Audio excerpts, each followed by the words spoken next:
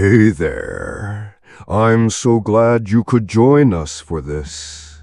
We're here to share a true account from March 12, 1998, in the vast, unforgiving expanses of rural Texas. What you are about to hear is the harrowing and frankly inexplicable series of events that shattered the Miller family. Ethan, Sarah, Lily, and young Josh. It's a story of whispers that weren't there, and a terror that wasn't real, but that shredded their sanity and left no witnesses who could speak. Before we dive into the dark corners of their story, be a good soul and click that like button to keep this digital ghost light on, and hit subscribe so you don't miss our next descent. Now, turn down the lights, lock the doors, and let's begin. Welcome to Mr. Hex Horror Channel. The quiet was the first thing that got to them. Not a peaceful quiet, but a vast, suffocating absence of sound that seemed to press in on the Miller family's new home. Ethan Miller, a man whose life revolved around the reassuring crackle of a ham radio and the predictable hum of a suburban lawnmower, found the silence of the Texas plains unnerving. It was March 12, 1998, and they had just moved into the remote farmhouse, a bargain that had seemed too good to be true. The nearest neighbor was 5 miles away, a fact Ethan had initially relished, seeing it as a chance for true freedom and a perfect spot for his amateur radio hobby. Now, in the dusk of their first full day, the sheer emptiness felt like an open grave. His wife, Sarah, was arranging old family photos on the mantelpiece, her movements stiff and deliberate. She'd been against the move from the start.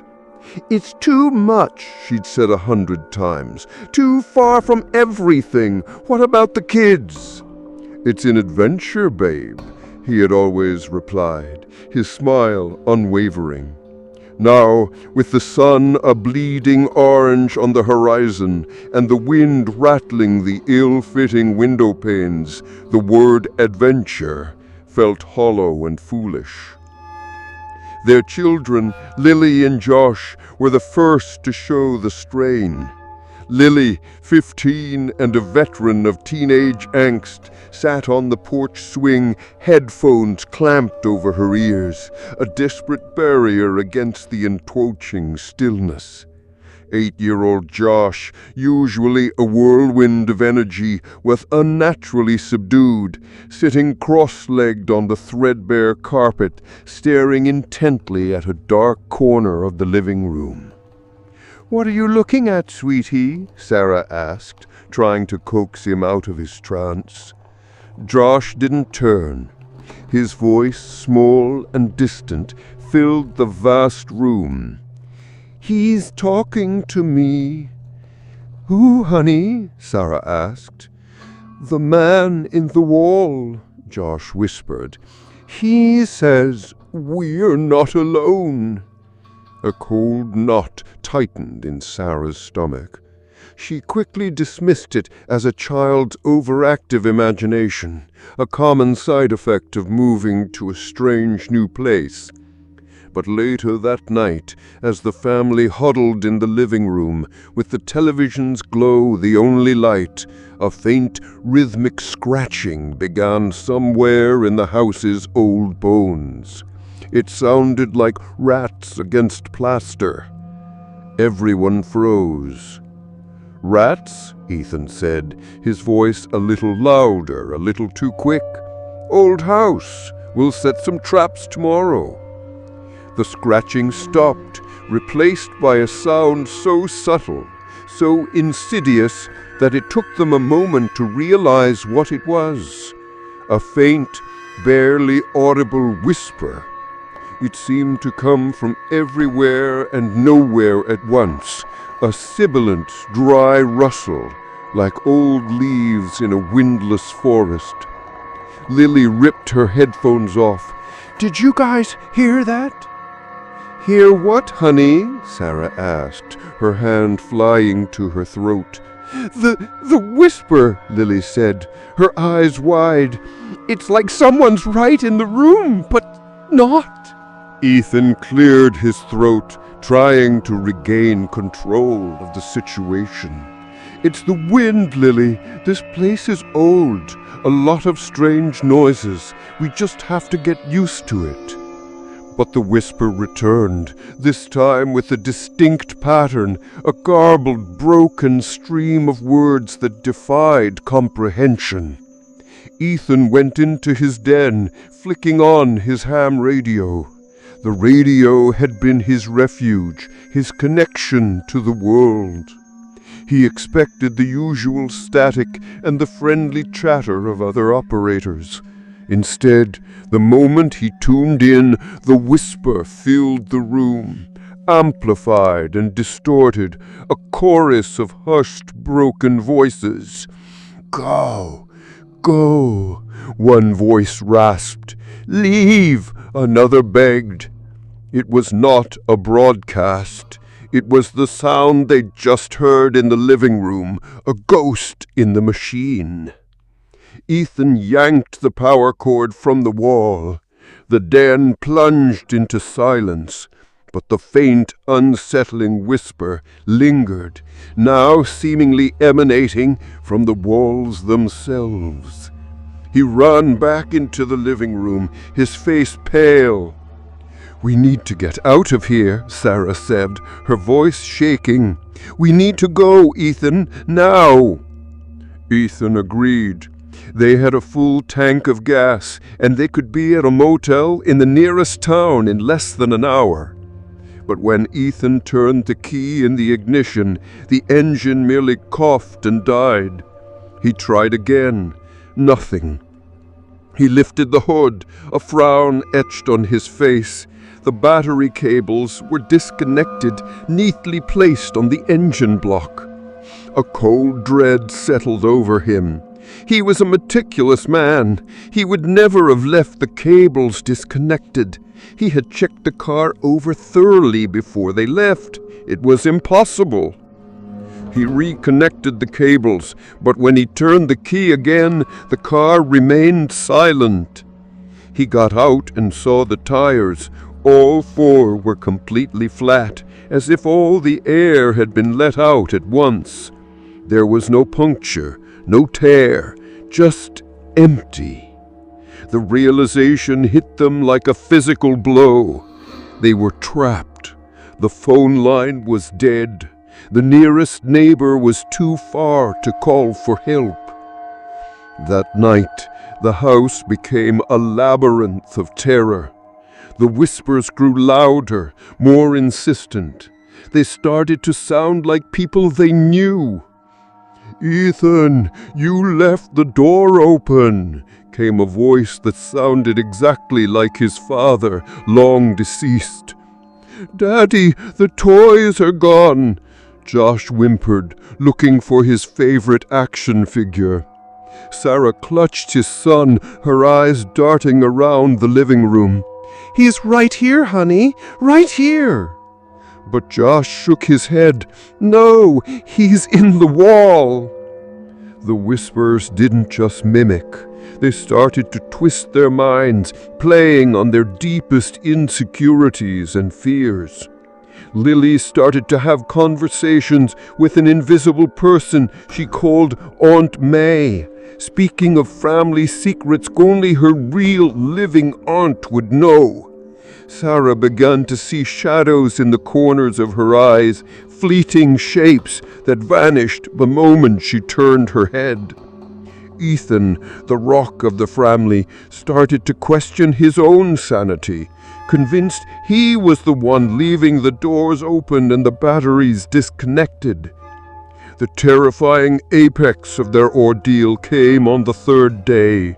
Food was running low, and their resolve was fraying.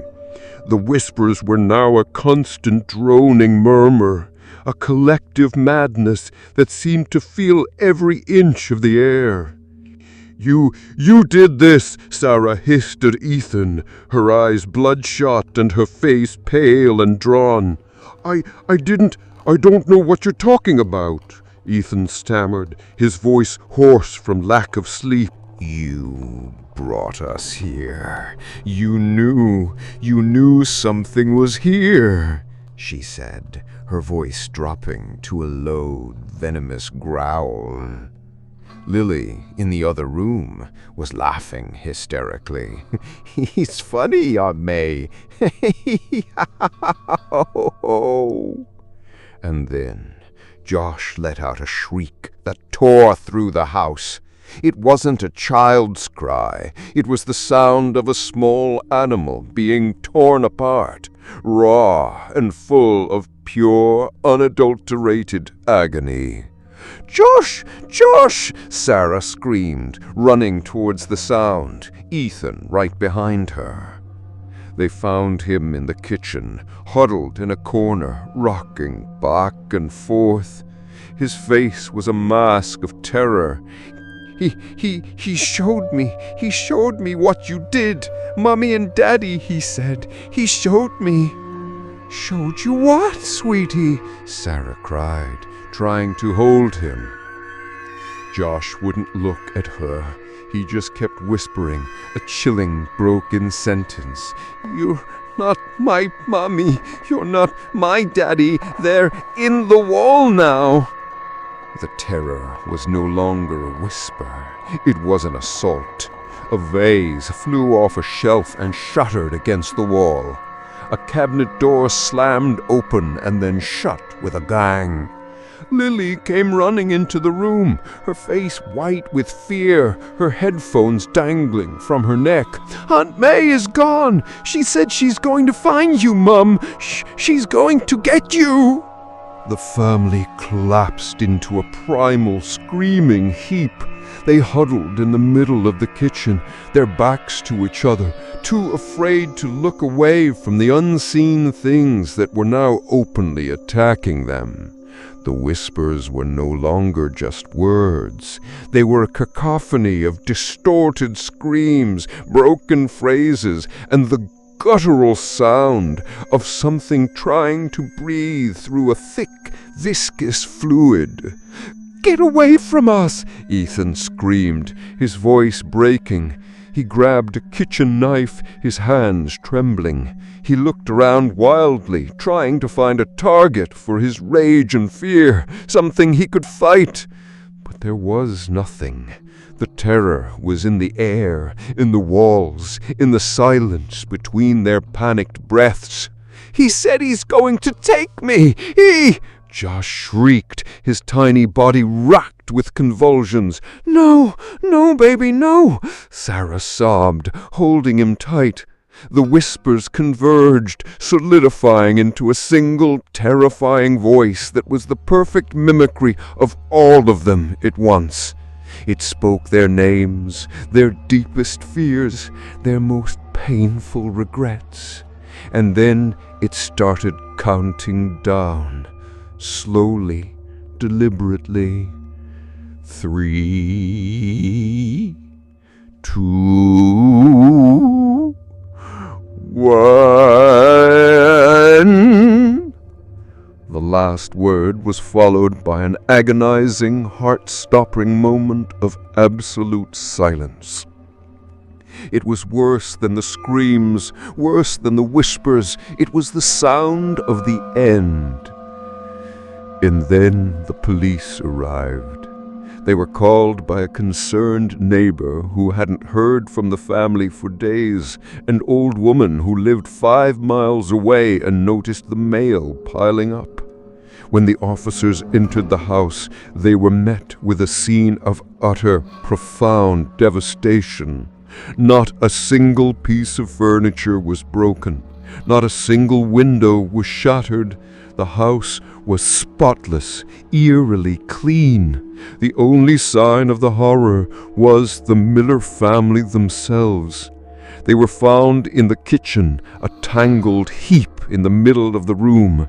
Ethan, Sarah, Lily, and Josh were all alive, physically unharmed, but they were all huddled together, staring blankly at nothing, their eyes wide and unseeing.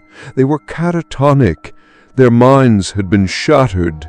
They made no sound, no movement, save for a low, guttural humming that seemed to emanate from their bodies.